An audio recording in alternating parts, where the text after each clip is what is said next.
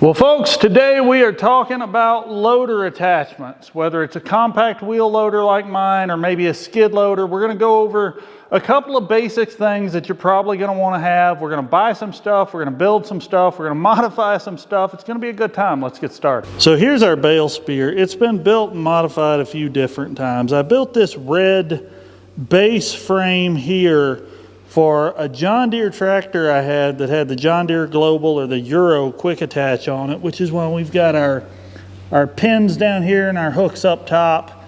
When I moved out here to Wyoming and started handling round bales, I modified it to fit these bale spears, and I had to cut them in through the top because the bar that goes solid across here, I couldn't just drill a hole because they'd be into that bar.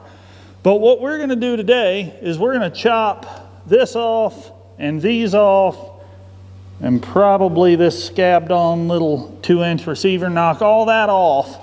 And then we're going to put a skid steer quick attach on it so that I can use this on the loader. Not sure when the camera died, but here is our new quick attach plate on the bale spear. So here's our bale spear. I had some really great footage of us modifying the loader to fit this and then taking it and feeding the horses with it over there, and the computer crashed and I lost all of that. I lost almost everything, honestly, but the spears work great. I do like the spears on top instead of in the middle or at the bottom. On a smaller machine like mine, that's really handy for just a little extra lift height to make double stacking on and off trailers a little bit easier. So to get the quick attach plate here on the loader to work with our pallet forks and with the plate we put on that bale spear, I had to modify it, and I had to cut the plate and take almost 14 inches out of the center to create these ears on each side.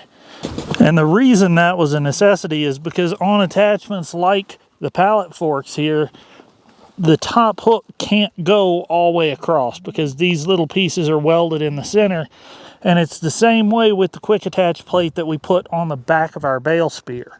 So let's talk buckets. What we're about to do is weld a D-ring in the center of our bucket at the top, just like this snow bucket has. The reason we're going to be doing that is because I do plan to use this machine mostly for snow removal, especially in the immediate future.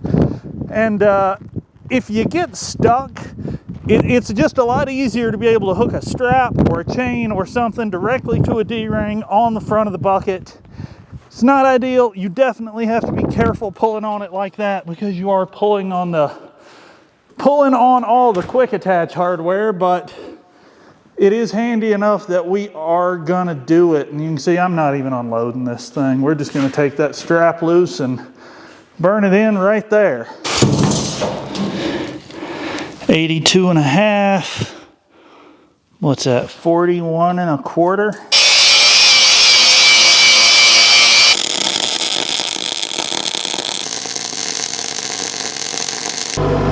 In the last video, a lot of you guys asked if I was going to try to get a snow plow or a snow blower for this, and I would love to get a plow for it. The problem I'm running into right now is new plows are almost $6,000, and there aren't very many used ones that seem to be available. If I can find one, we will absolutely pick it up.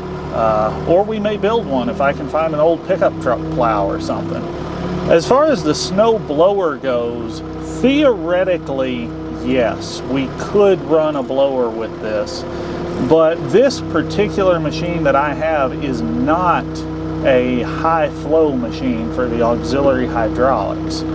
So I don't know, I've never seen a low flow snow blower that I've been super impressed with. Like maybe that's just my experience, but I would prefer, if I was going to do a blower, a high flow machine. So got the bucket back on. You can see the quick attach plate still works well. There's our D-ring all welded in. So let's take a look and do a little work to our brand new pallet forks, because clearly I can't buy anything I don't have to work on, even when it is brand new. I picked these up from the case dealer yesterday. They're Case New Holland branded, I guess, but they're made by this BE Ag and Industrial. They are Chinese made, but they look okay, and they've got some features I actually like. I love that they come with the D-ring already. That's a nice place if you need to hook up a chain or something. The back rest, the guard here, you can use these on anything with a skid steer quick attach, which is why this back guard unbolts. If you were using this on a skid loader where you have to get in and out by climbing over these or climbing around these, you can just take the 4 bolts loose. This section comes out and you've got really nice, really good access. Because we're using it on the loader, we don't have to climb through it, so we're just going to leave that alone. It also has these steps here. Yes, they're loose and flopping. No, they're not bolted in. That's okay. I knew that when I bought it. We can tighten some bolts.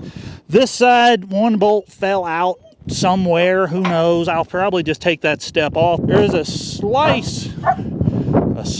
there's a sliver of metal right here. It looks like these got slid against something somewhere, somehow. We're going to grind that down.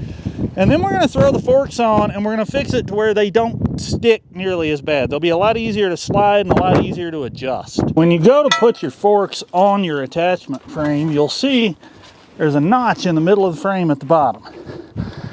Hang the top hook of the fork, line it up to slide the bottom hook through that notch, and you're on.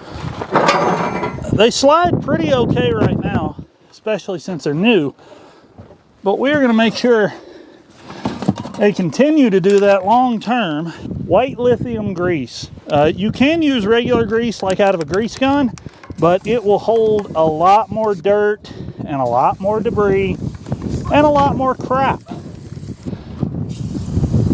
Think about where the forks sit when you're spraying them. You want to get the face of the upper and lower rail, but you also want to get the back at the top. You want to get all over the top because that upper hook will have a lot of friction riding on stuff right there.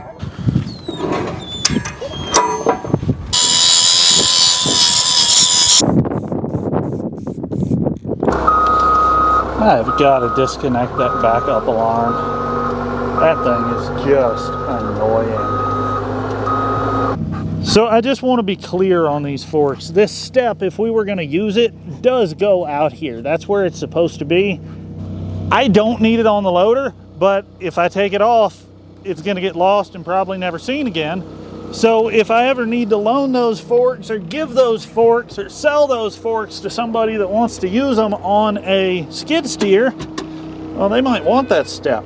So if you guys want to see all this stuff get used as well as assembled, make sure you subscribe. Hopefully we'll have a door for this soon. We're going on, oh gosh, what are we at now? 11 weeks it's been back ordered with no ETA.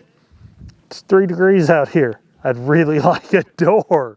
So hopefully we got that coming. Thank you for watching, and more later.